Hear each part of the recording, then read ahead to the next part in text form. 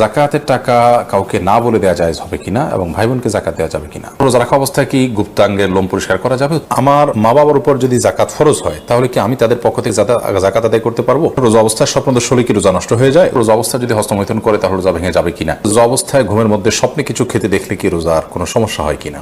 মানুষ মারা গেলে লাশের পাশে কোরআন পড়া যাবে কিনা? রমজান মাসে গুনাহ মাপের আমল ও দোয়া কি জানালে উপকৃত হব? তারাবির নামাজের মাঝে বা শেষে কি দোয়া করা যাবে? পাকা চুল বা দাড়ি তুলে না ফেলে বেছে বেছে কেটে ফেলা যাবে কিনা? রোজা অবস্থায় স্বপ্নদোষ হলে কি রোজা নষ্ট হয়ে যায়? উত্তর হলো না, রোজা অবস্থায় স্বপ্নদোষ হলে রোজা ভঙ্গ হয় না।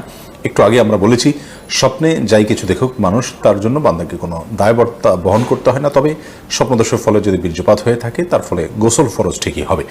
এছাড়া স্বপ্নদোষের কারণে রোজা ভঙ্গ হবে না। রোজা অবস্থায় ঘুমের মধ্যে স্বপ্নে কিছু খেতে দেখলে কি রোজার কোনো সমস্যা হয় কিনা?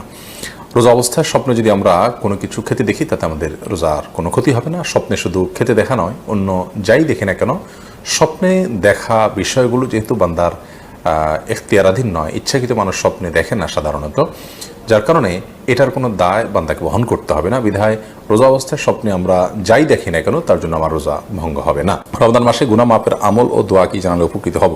রমজান মাসে গুনাহ মাপের জন্য সবচেয়ে বেশি যে কাজটি করতে হবে তাহলে শিরক থেকে নিজেকে পরিচ্ছন্ন রাখতে হবে, মুক্ত রাখতে হবে এবং হিংসা, বিদ্বেষ, শত্রুতা, মানুষের প্রতি এগুলো থেকে নিজেকে মুক্ত রাখতে হবে। সেই সাথে আল্লাহ রাব্বুল আলামিনের কাছে কায়মুর বাক্যে দোয়া করে যেতে হবে। এটি হলো রমজান মাসে দোয়ার কবুলের এবং আল্লাহর কাছ থেকে ক্ষমা লাভের জন্য সবচেয়ে বড় মাধ্যম। এই বিষয়টি করতে হবে, অপরাধ থেকে, গুনাহ থেকে বেঁচে থাকার চেষ্টা করতে হবে। এরপরের প্রশ্ন হলো, আমার মা বাবার উপর যদি জাকাত ফরজ হয় তাহলে কি আমি তাদের পক্ষ থেকে জাকাত আদায় করতে পারবো? মা বাবা কিংবা স্ত্রীর তরফ থেকে, স্বামী কিংবা যে কারোর তরফ থেকে, একজনের তরফ থেকে অন্যজন জাকাত আদায় করতে পারেন। জাকাত আর্থিক ইবাদত। আর্থিক ইবাদতের ক্ষেত্রে সুবিধা হলো যে যার আর্থিক ইবাদত তার তরফ থেকে আপনি আদায় করে দিতে পারেন। জাস্ট তাকে একটু বলে দিতে হবে যে তোমার জাকাতটা, তোমার আর্থিক ইবাদতটা আমি আদায় করে দিচ্ছি। তাকে ইনফর্ম করে তারপরে আপনি এটি আদায় করতে পারেন। অর্থাৎ তিনি জানলে নিয়ত করে নিলেন যে হ্যাঁ অমুক আদায় করছে, সেটা আমার জাকাত, তাকে আমি দায়িত্ব দিলাম একরকম, অথবা তিনি আর দায়িত্ব গ্রহণ করলেন এবং তাকে পারমিশন দিলেন জাকাত দাতা, বাস তাতে জাকাত আদায় হয়ে যাবে। এরপর প্রশ্ন হলো, আজান ইকামতের আগে কোনো দোয়া আছে কি না বা আউযুবিল্লাহ বিসমিল্লাহ পড়া যাবে কিনা? আজান ইকামতের আগে কোনো দোয়া নেই, এমনকি আউযুবিল্লাহ বিসমিল্লাহও নেই। আউযুবিল্লাহ বিসমিল্লাহ পড়ার উদ্দেশ্য হলো আল্লাহর স্মরণ। আজান তো শুরুই হয় আল্লাহর স্মরণ দিয়ে, আল্লাহু আকবার, আল্লাহ সবচেয়ে বড়, এটা দিয়ে আজান শুরু হয়। যার কারণে তার আগে আর আউযুবিল্লাহ বিসমিল্লাহ পড়ার কোনো প্রয়োজন নেই, কোনো শিক্ষাও আমাদেরকে নবী করিম সাল্লাল্লাহু আলাইহি ওয়াসাল্লাম দেননি। এছাড়া আজানের আগে অনেক এলাকাতে দুরূদ পড়া হয়, আসসালাতু ওয়াসসালামু আলাইকা ইয়া রাসূলুল্লাহ, এরপর আজান দেওয়া হয়। আজানের পরে দুরূদ পড়ার কথা হাদিসে বর্ণিত হয়েছে, আগে দুরূদ পড়ার কথা হাদিসে বর্ণিত হয়নি। যে ইবাদতটি নবী করিম সাল্লাল্লাহু আলাইহি ওয়াসাল্লাম যেভাবে করতে বলেছেন সেভাবে করতে হবে।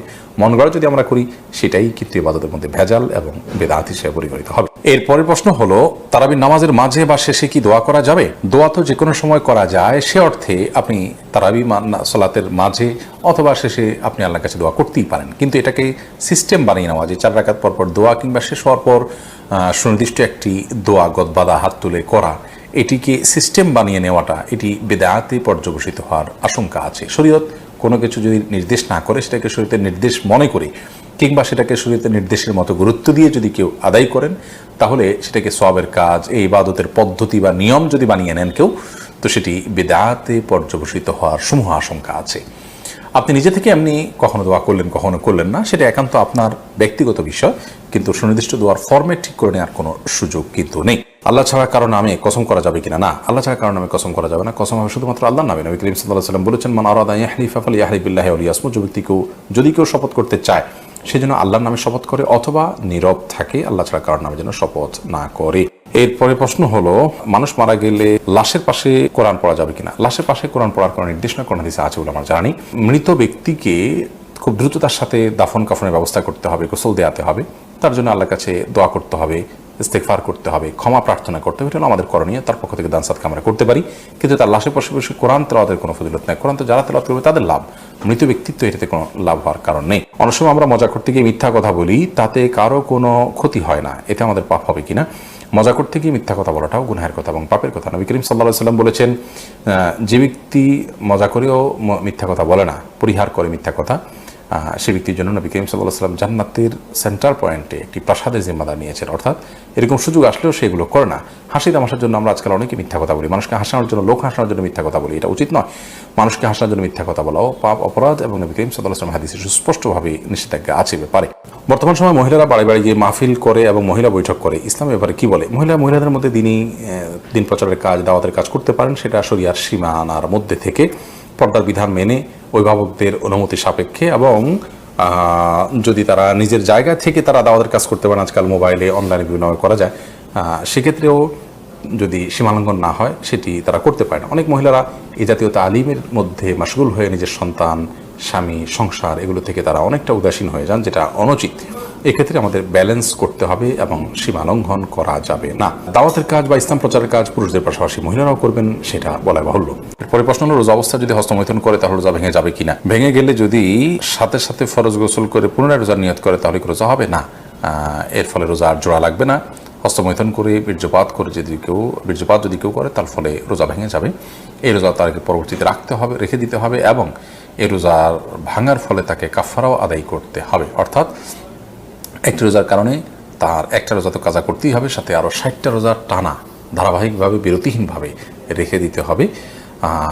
এটি তার জন্য একরকম শাস্তি এবং এটি জঘন্য অপরাধ বটে, যার কারণে আল্লাহ মাফ করুক। এ ধরনের অপরাধ থেকে আল্লাহ তাআলা হেফাজত করুন, এবং এই ধরনের অপরাধ থেকে আমাদেরকে বেঁচে থাকার মতো ইমানের শক্তি, তাকওয়া আল্লাহ তাআলা আমাদেরকে দান করুন। পাকা চুল বা দাড়ি তুলে না ফেলে বেছে বেছে কেটে ফেলা যাবে কিনা? যেহেতু তুলে ফেললে গুনাহ হয়, তাই কেটে ফেলা যাবে কিনা? কেটে ফেলা তাও এক ধরনের তুলে ফেলার মতোই, যদিও আক্ষরিক অর্থে হাদিসের খেলাফ হবে না কেটে ফেললে। তারপরেও হাদিসে যেটি বলা হয়েছে সেটি দ্বারায় অপসারণ করা বা এটাকে লুকানোর যে চেষ্টা করা, সেটার বিরুদ্ধে নবী সাল্লাল্লাহু আলাইহি ওয়াসাল্লাম আমাদেরকে সেটা না করতে বলেছেন, এমনটিও হতে পারে। সে অর্থে আমরা যদি কেটে ফেলি সেটিও তার সেই নির্দেশে লঙ্ঘন হবে সেক্ষেত্রে, এই জন্য এটা অ্যাভয়েড করা উচিত।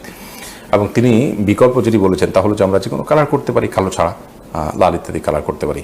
একা একা নামাজ পড়ার ক্ষেত্রে সূরা কোরআন তেলাওয়াতের সময় ঠোঁট না নাড়িয়ে মনে মনে তেলাওয়াত করা জায়েজ আছে কিনা? একা একা যখন আমরা সালাত আদায় করবো তখন সূরা, কেরাত ইত্যাদি এগুলো আমাদেরকে ঠোঁট নাড়িয়ে তেলাওয়াত করতে হবে। মনে মনে তেলাওয়াত করলে সেটা তেলাওয়াত হিসাবে গণ্য হবে না, কোরআন পাঠ হিসাবে গণ্য হবে না। পাঠের জন্য অবশ্যই আমাদের ঠোঁট, জিহ্বা ইত্যাদি নড়তে হবে। পরের প্রশ্ন হলো, বিকাশ বা মোবাইল ব্যাংকিং এর মাধ্যমে যদি যাকাতের টাকা পাঠানো হয় তাহলে তার চার্জ কাকে বহন করতে হবে? যাকাত দাতাকে না যাকাত গ্রহীতাকে?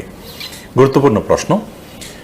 মোবাইল ব্যাংকিং এর মাধ্যমে অথবা যে কোনো উপায়ে যদি আপনি যাকাত অভাবী মানুষের কাছে পাঠান তাহলে যাকাত দাতা হিসাবে এটার খরচ আপনাকে বহন করতে হবে, যাকাত গ্রহীতাকে এর খরচ বহন করতে হবে না।